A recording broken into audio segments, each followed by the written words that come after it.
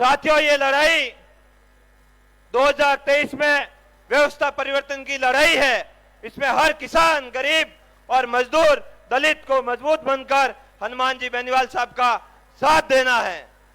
हमें तय करना है कि जो पुराने शासक लोग हमारे ऊपर शासन कर रहे हैं, उनको कैसे ठीक करना है, उनको कैसे भगाना है। हम देखते हैं पिछले कई समय से बदलाव तो हर कोई चाहता है, लेकिन बदलाव करे कैसे, इस हेतु आप और हमें सब मिलकर कार्य करना है। हम गलियों में जाते हैं, हर एक से मिलते हैं, तब मानते हैं विकास तो नहीं हुआ है। जो पुराने नेतागण हैं, उन लोगों ने हमारे साथ गलत व्यवहार किया है, हमारे अधिकारों का हनन किया है। लेकिन फिर मैं पूछता हूं उन लोगों को कि भाई आपका विधायक कौन है, कितनी बार जीता है? कि पिछले 3 बार से हमारा विधायक यही है, हमारा मुखिया यही है, हमारा प्रधान यही है।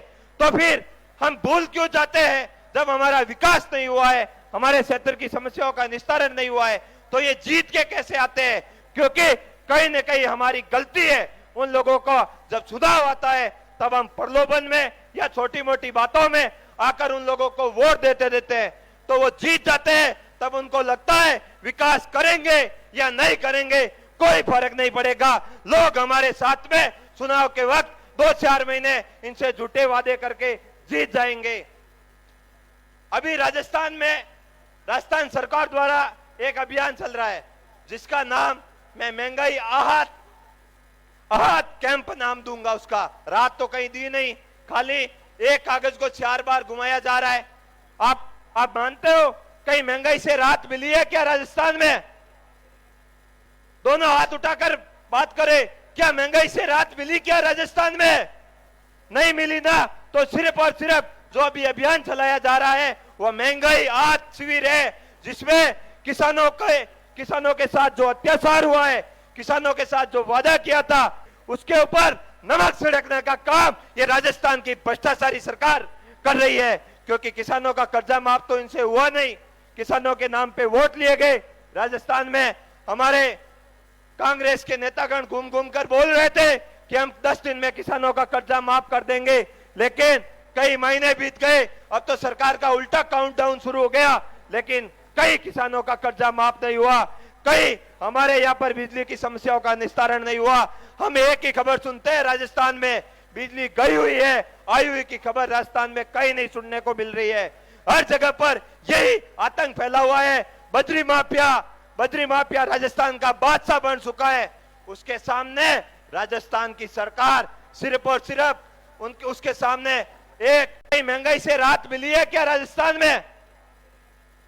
दोनों हाथ उठाकर बात करें, क्या महंगाई से राहत मिली क्या राजस्थान में? नहीं मिली ना। तो सिर्फ और सिर्फ जो अभी अभियान चलाया जा रहा है वो महंगाई आहत शिविर है, जिसमें किसानों के साथ जो अत्याचार हुआ है, किसानों के साथ जो वादा किया था, 1, 2, 3, 10 तक जो गिनती ली थी, उसके ऊपर नमक छिड़कने का काम ये राजस्थान की भ्रष्टाचारी सरकार कर रही है। क्योंकि किसानों का कर्जा माफ तो इनसे हुआ नहीं, किसानों के नाम पे वोट लिए गए। राजस्थान में हमारे कांग्रेस के नेतागण घूम घूम कर बोल रहे थे कि हम 10 दिन में किसानों का कर्जा माफ कर देंगे, लेकिन कई महीने बीत गए, अब तो सरकार का उल्टा काउंटडाउन शुरू हो गया, लेकिन कई किसानों का कर्जा माफ नहीं हुआ, कई हमारे यहाँ पर बिजली की समस्याओं का निस्तारण नहीं हुआ। हम एक ही खबर सुनते हैं, राजस्थान में बिजली गई हुई है, आई हुई की खबर राजस्थान में कहीं नहीं सुनने को मिल रही है। हर जगह पर यही आतंक फैला हुआ है। बद्री माफिया राजस्थान का बादशाह बन चुका है। उसके सामने राजस्थान की सरकार सिर्फ और सिर्फ उसके सामने एक मोहरा बनकर रह गई है। वो ना तो किसी से डरता है, ना किसी की बात सुनता है। हर जगह पर हमारे किसान भाइयों की हत्याएं कर रहा है, हमारे किसान भाइयों को कुचलने का काम कर रहा है, पर्यावरण के साथ खिलवाड़ कर रहा है, लेकिन सुनने वाला कोई नहीं है। क्योंकि जब राजस्थान की सरकार खतरे में थी, तो जैसलमेर के सूर्यगढ़ होटल में अगर सरकार को किसी ने रोका, तो वो इस बजरी ठेकेदार था, और वो भला अपना बिल सरकार से कैसे वसूल ना करे। उस सरकार से हम ईमानदारी की उम्मीद कैसे कर सकते हैं? मेरे भाइयों, राजस्थान में अगर व्यवस्था परिवर्तन की कोई लड़ाई लड़ रहा है तो वो हनुमान जी बेनीवाल साहब है। तो हमें उनका साथ देना है, उनके कंधे मजबूत करने हैं। हम लोगों ने 95 दिनों तक बजरी का आंदोलन किया था, 9 दिनों तक आमरण अनशन किया, लेकिन सरकार एक पंगु सरकार है, बिकी हुई सरकार है। इस बजरी माफिया के आगे नतमस्तक सरकार है, उसके जेब बढ़ने का काम कर रही है।